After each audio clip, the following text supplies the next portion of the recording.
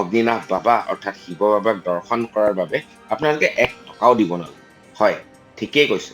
আপোনালোকে 1 টকাও নিদিয়াকৈ মন্দিৰ দৰ্শন কৰিব পাৰিব, শিৱ বাবাৰ আশীৰ্বাদো ল'ব। আহক শিৱ বাবাক দৰ্শন কৰক আৰু পায়স খাই যাওক। বৰ ধুনীয়া পায়স, বিনামূলীয়াকৈ। আৰু সেই ঔটেঙাৰ বাকলিৰে জ্বলোৱা বন্তি গছ আজিও জ্বলি আছে, এতিয়াও জ্বলি আছে। মণিকূটৰ ভিতৰ ভাল লগা কথা আৰু বৰ আচৰিত কথা যে মণিকূটৰ ভিতৰ ভাগ এতিয়াও আগৰ দৰে মাটিৰ হৈ আছে।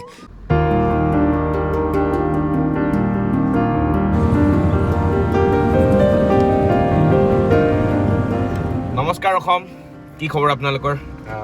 আশা কৰোঁ আপোনালোক ভালে আছে। আমি এতিয়া গৈ আছোঁ শিৱসাগৰ। শিৱসাগৰত এটা বিশেষ কামো আছে আৰু লগতে যাম আমি নাজিৰাত থকা অগ্নিনাভ মন্দিৰলৈ। আৰু সেইকাৰণে আজি ট্ৰিপটো ষ্টাৰ্ট কৰিছোঁ। আৰু এতিয়া আমি পাইছোঁ কাজিৰঙা। আহিছোঁ মোৰ ৱাইফ আৰু খোলখালীৰ লগত। অকণমান দেৰি ৰখিছোঁ, আপোনালোকক নাজিৰাত থকা অগ্নিনাভ মন্দিৰৰ বিষয়েও কিছু কথা জনাম। বিষয় মানে কি ধৰক, মইতো নাজানো ইমান বিতৰ্ক হৈ আছে, কিয় বিতৰ্ক হৈ আছে, কিন্তু এটাই কথা, বিশ্বাসেই মেইন। আগতেও কৈছোঁ, বিশ্বাস থাকিলে সকলো সম্ভৱ, নে কি কয়? বলক আমি অগ্নিনাভ মন্দিৰ আপোনালোকক দেখুৱাম। কি কি আনিছিলোঁ মই?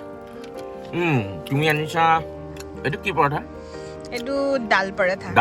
ডাল পৰঠা একদম চাটনি মজা, আচাৰ, জেলি, জেম, দৈ, এইবিলাক পৰঠা আছে।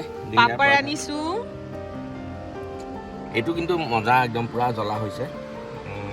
এইটো আমৰ আচাৰটো পুৰা জ্বলা, খাই টেষ্টি। আৰু মেইনলি ৱেডাৰটো চাওক। ৱেডাৰটো আজি বহুত ধুনীয়া, সৰু কিনকিনীয়া বৰষুণ দি আছে। দৈৰ লগত আল্টিমেট কম্বিনেশ্যন।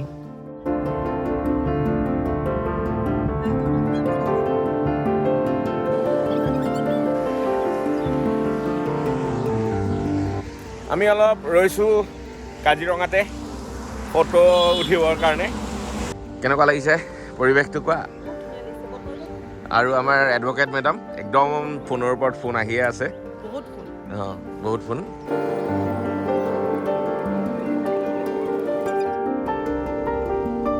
এতিয়া সময় হৈছে 6:05। আমি আছোঁ, এয়া দেখিছেনে? ৰ'ব, ফ'কাছ হোৱা নাই। নুমলীগড় ধাবা, আৰু লাগিছে বিৰাট জাম। আমি বাৰু কিয় ইমান ট্ৰেফিক জামত পৰোঁ? মেডাম কি হৈছে? বৰ এইটো বোথ চাইড, অহা যোৱা দুইটা চাইডতে এনেকৈ ৰখাই পিনি গাড়ী হাফ এন আৱাৰ এটা চাইডে এবাৰ যাব দিয়ে আৰু এটা চাইডে এবাৰ যাব দিয়ে, তেনেকুৱা কৰি থৈছে এইখিনিত। আৰু এইটো চাগে মে বি কণ্টিনিউ হ'ব আৰু এমাহ মানলৈকে, কাৰণ পূৰা কনষ্ট্ৰাকশ্যন চলি আছে। বা এইখিনি ৰাস্তাখিনি বৰ ধুনীয়া দিছে ন?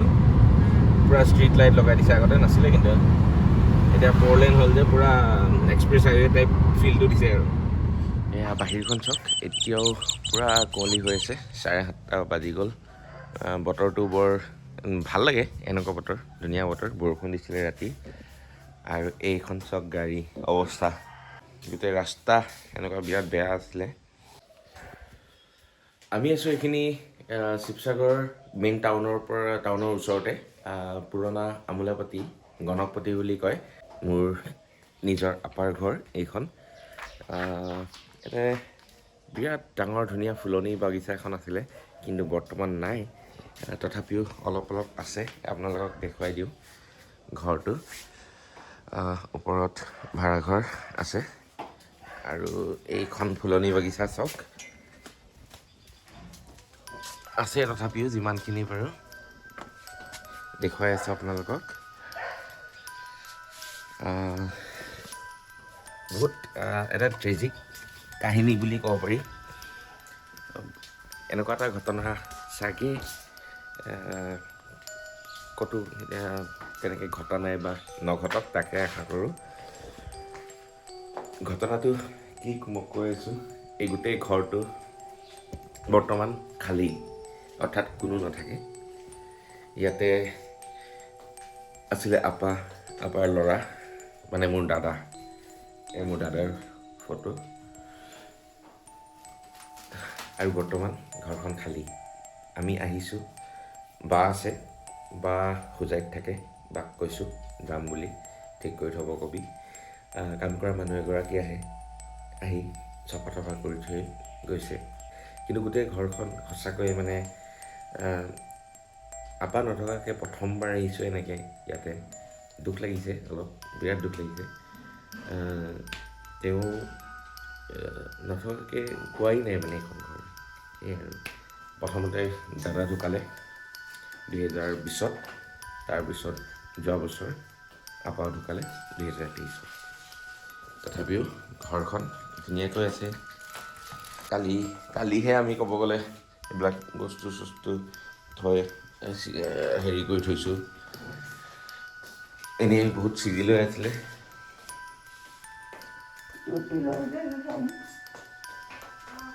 এয়া আপা, এইটো ৰুমতে তেওঁ আছিলে আগতে। এইখন দাদাৰ ভাগৰ বাইক, বুলেট আছিলে। এইটো এটা ৰুমত আমি আছিলোঁ যোৱাকালি ৰাতি। এটা ফটো আচৰিত লাগে, বহুত দুখ লাগে। এনেকৈ টিভি, ইমান ডাঙৰ ডাঙৰ টিভি দুটাও এনেদৰে পৰি ৰৈছে।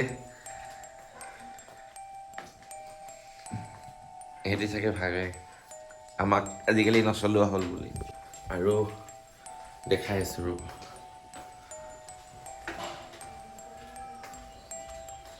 আৰু এখন বাইক চাওক, এইখন হ'ল পালচাৰ, প্ৰথম পালচাৰ আছিলে। এইখন ফাৰ্ষ্ট পালচাৰ ওলাওঁতে যোনখন গোল হেডলাইটৰ পালচাৰ আছিলে এইখনেই। এইখন বহুত ভাল হৈছে। এতিয়া মই আহিলে এইখনেই চলাওঁ বুলেটখনতকৈ। বুলেটখন অলপ প্ৰব্লেম হৈ আছে, কিন্তু এইখন এতিয়াও বহুত ধুনীয়া হৈ আছে। এইটোৱে আছিলে এটা কাহিনী, এটা জীয়া কাহিনী, যাক কেতিয়াও সহজে পাহৰিব নোৱাৰি। বাই দ্য ৱে, আমি আহি পালোঁ নাজিৰাত থকা অগ্নিনাভ মন্দিৰ। ব'লক আপোনালোকক লৈ যাওঁ এইবাৰ নাজিৰাত থকা অগ্নিনাভ মন্দিৰৰ ভিতৰলৈ। ৰাস্তাৰ দুয়োকাষে বহিছে ইয়াৰে স্থানীয় বাসিন্দাসকলৰ কিছু বিপণী। এই বিপণীসমূহত আপোনালোকে চাকি, মাহ প্ৰসাদ, ফুল, ধূপ আদিৰ দৰে কিছু সামগ্ৰী ইয়াতে দেখিবলৈ পোৱা নাযায়, কাৰণ ইয়াতে এইসকল সামগ্ৰী নিয়াৰ কোনো প্ৰয়োজন নাই।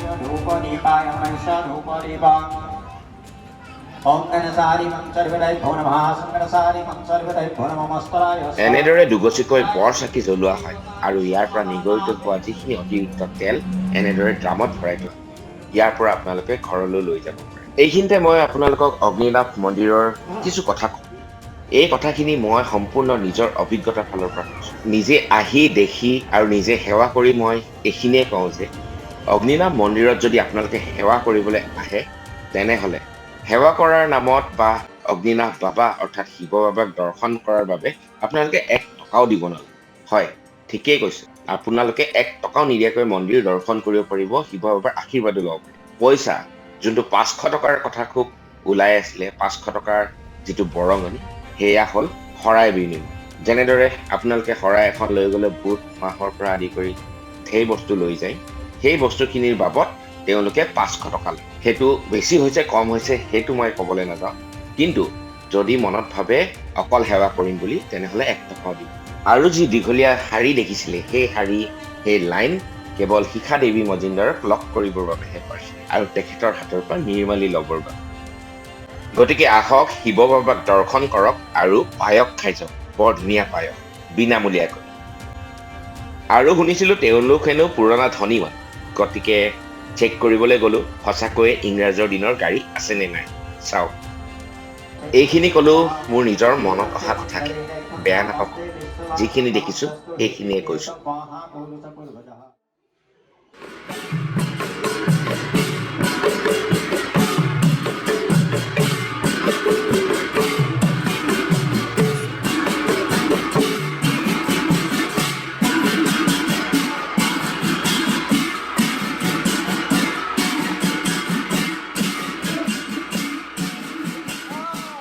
হয়, আপোনালোকে ঠিকেই ধৰিছে, এয়া আমি এতিয়া আছো মহাপুৰুষ শ্ৰী শ্ৰী মাধৱদেৱৰ স্থাপিত ঢেকীয়াখোৱা বৰনামঘৰ।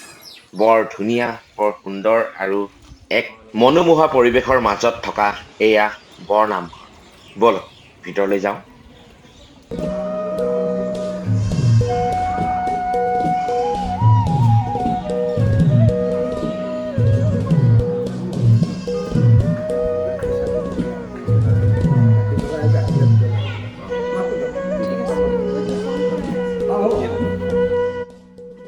চৈধ্যশ 50 শকত মহাপুৰুষ শ্ৰী শ্ৰী মাধৱদেৱে এই বৰনামঘৰভাগ স্থাপন কৰিছিল।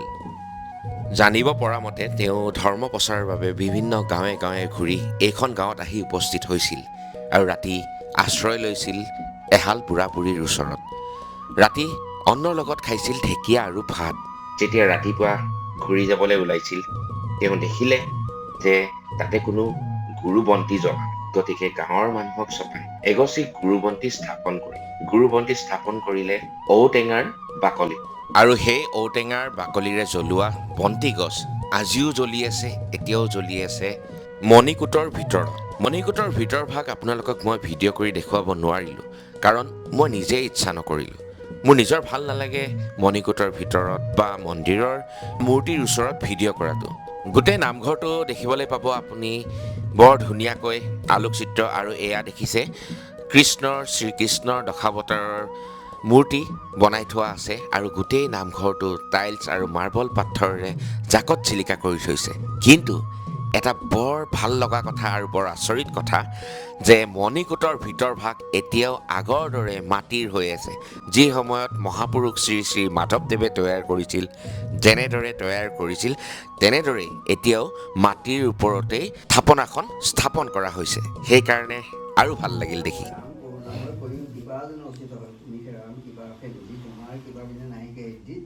তোমাৰ কিবা পৰিচয় সহজে তুমি ৰাম কৰোণা হিন্দু তোমাৰ দিনা নাই ৰাম তোমাৰ দিনা নাই তেওঁলোকে যি তোমাৰ সেৱা দিছে কোনো প্ৰমাণে ভাবিলে কোনো সেৱা অকল মন্দিৰ নামঘৰতে কৰিলে নহয়, জ্যেষ্ঠজনকো সেৱা কৰিব লাগে।